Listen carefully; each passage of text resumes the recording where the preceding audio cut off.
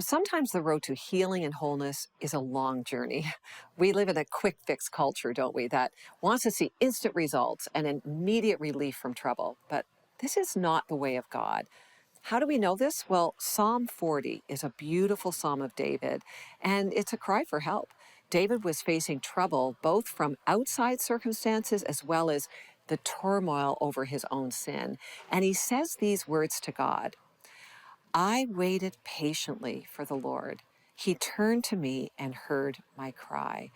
When results are slow in coming, we need to be both patient and persistent in crying out to God.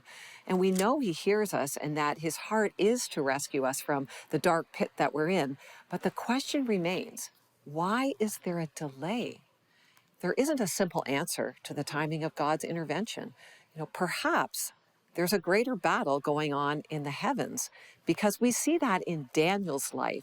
See, Daniel too cried out to God for, in fact, 3 weeks without any answer, until God appeared to him and told him what was going on. He'd heard Daniel's prayer from the very first time that he prayed, but there was a battle going on in the heavens that the Lord was dealing with.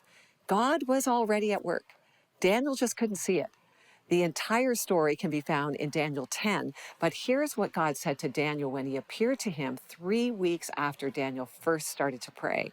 It says, "Do not be afraid, Daniel, since the first day that you set your mind to gain understanding and to humble yourself before your God, your words were heard, and I have come in response to them.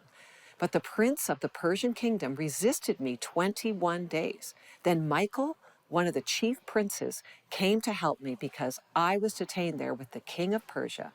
Well, we know that God was reassuring Daniel that not only did he hear Daniel's prayer from the very first day he prayed it, but that he had gone into action right away.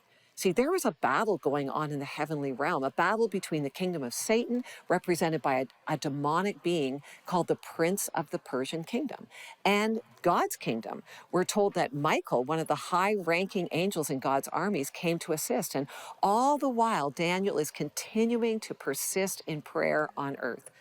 Now listen to the beautiful words the Lord speaks to Daniel in verse 19. He says, "Do not be afraid. You are highly esteemed." He said, "Peace, be strong. Now be strong." And when he spoke to me, I was strengthened and said, "Speak, my Lord, since you have given me my strength." Well, Jesus says to you, peace. Be strong to those of you who are praying. To praying moms and dads, peace, be strong. To praying spouses, peace and be strong. To anyone crying out to God for help, peace, be strong. You can be assured that He hears your prayer and your cry for help, and He's working on your behalf, because that's courageous living.